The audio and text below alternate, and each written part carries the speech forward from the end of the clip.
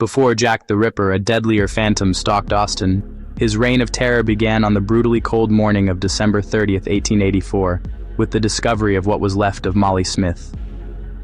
The 25-year-old cook had been attacked in her sleep, her skull shattered with such force that the walls were stained with blood. Her body was then dragged out into the freezing yard, a grotesque tableau left behind, marked by brutal axe wounds. Her boyfriend, Walter Spencer, was also assaulted in the cabin, his face a mask of blood and terror, but he somehow survived the bludgeoning. The city awoke to a crime of unimaginable savagery, a level of violence that seemed impossible. But this was just the first act in a year-long nightmare.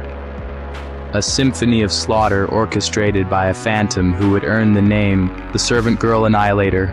To understand the full horror of what was to come, you must first see the Austin of the mid-1880s, a city of around 14,500 people, rotting from the inside out. It presented a face of modernity, aspiring to greatness with its new capital. But this was a thin, fragile mask over a festering wound.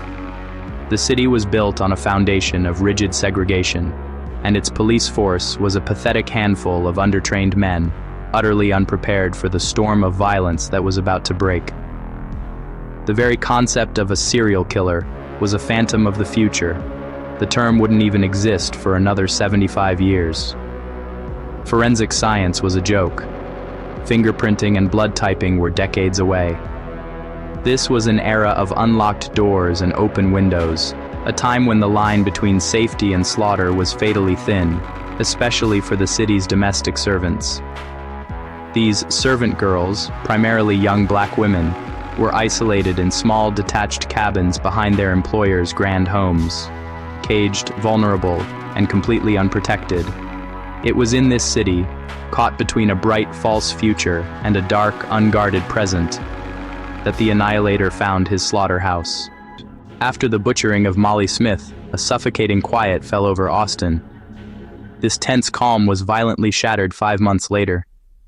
On the night of May 7, 1885, the killer struck again, murdering Eliza Shelley, another black cook and a mother of 3, by splitting her skull open as she slept. Her children, sleeping in the same room, were the ones to find her nearly unrecognizable body in the morning. Just weeks later, on May 23rd, Irene Cross was found, her throat slashed and her face a ruin. This time the killer used a knife, nearly scalping her. With these fresh kills, a horrifying pattern of absolute brutality emerged, one the police and the public could no longer ignore. It was then that a local writer, William Sidney Porter, later known as O. Henry, made a grim remark in a letter. "Town is fearfully dull, except for the frequent raids of the Servant Girl Annihilators." Though the letter remained private for years, the name he coined would be forever seared into the history of this terrifying chapter. The summer offered no escape. In August, the killer slaughtered 11-year-old Mary Ramey, her small body left broken and discarded. Her mother, Rebecca, was also attacked and savagely beaten, but she managed to survive. The murder of a child sent a fresh wave of primal terror through the city as the list of the dead and mutilated grew, among them Clara Strand and Christine Martinson, both attacked and maimed in March.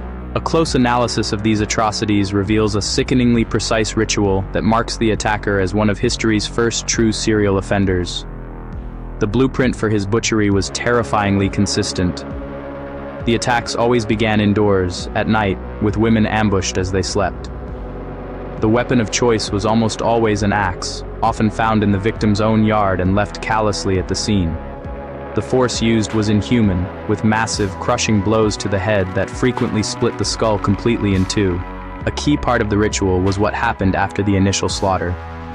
In at least 5 murders, victims were subdued and then dragged from their homes out into the yard. This 2-stage process, an indoor kill followed by an outdoor ritual, was the chilling signature of an organized, fantasy-driven killer, turning murder into a horrifying public display. The victim type was specific: overwhelmingly young, female domestic servants. 7 of 8 victims were women, 5 of them black. The attacks also bore a uniquely sadistic signature. In 6 murders, sharp, pointed objects were inserted into the victim's ears, driven deep into the brain. Finally, to move like a ghost, the killer often removed his boots. Bare footprints in the soil revealed a distinct deformity. He was missing a toe on his right foot. As the blood-soaked summer of 1885 bled into autumn, the attacks grew more frequent and crossed racial lines, igniting citywide panic. The slaughter of Gracie Vance in Orange, Washington on September 28th was particularly savage. Her head described as almost beaten into a jelly. With each new corpse, fear became a suffocating plague. People nailed windows shut despite the Texas heat. Men formed armed vigilante patrols, stalking the streets by lantern and rifle. The overwhelmed Austin police arrested over 400 men, but their clumsy efforts produced nothing. Racial bias crippled the investigation. At first, the murders were dismissed as a servant problem, not a citywide threat. Eyewitness accounts contradicted each other wildly. White, dark-skinned, even a man in a dress, a phantom who could be anyone. They had the evidence, the axe, the ritual, the four-toed footprint, yet officials could not comprehend the monster they hunted. In desperation, the city raised towering moonlight lights to fight the darkness, casting harsh pools of light and new, terrifying shadows.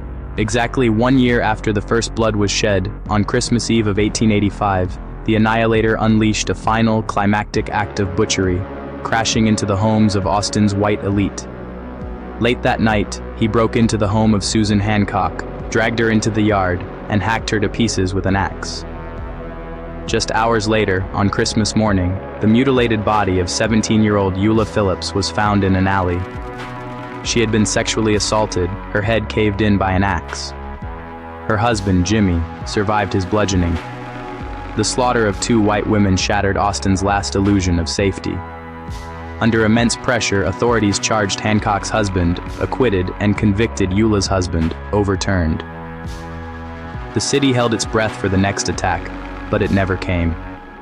After the bloody horror of Christmas 1885, the Servant Girl Annihilator vanished as completely as he had appeared. With the murders suddenly stopping, the case went cold. Modern research, including PBS history detectives, points to a 19-year-old African-American cook named Nathan Elgin. The timeline is crucial. The murders stopped for good the moment Nathan Elgin was put in the ground. In February 1886, Elgin dragged a girl from a saloon and beat her. When Officer John Bracken intervened, Elgin attacked with a knife. Bracken shot him. Elgin died the next day. After his death, the reign of terror ended. The most compelling evidence emerged at autopsy. Nathan Elgin was missing a toe from his right foot, the same unique feature seen in bare footprints at multiple scenes. The prints told the same story, a distinctive four-toed right foot. The profile fit, a cook within the servant community, with a documented history of explosive violence. Despite the mountain of circumstantial evidence, Elgin was never officially named. The case remained, and remains, unsolved. For 1 terrifying year, the Servant Girl Annihilator held Austin in a death grip, committing at least 8 savage murders and assaulting others, predating Jack the Ripper by 3 years. The killer left a chilling blueprint of ritualistic violence that would become textbook material for future criminal profilers. The case exposed the inadequacies of 19th-century law enforcement and the deep social and racial divisions of the era, one of America's oldest, darkest cold cases. The footprints, the missing toe, and the abrupt, permanent end to the slaughter point a silent, accusing finger at one man. But without a confession, a trial, or a conviction, the true identity remains officially unknown, a bloodthirsty ghost haunting Austin's history.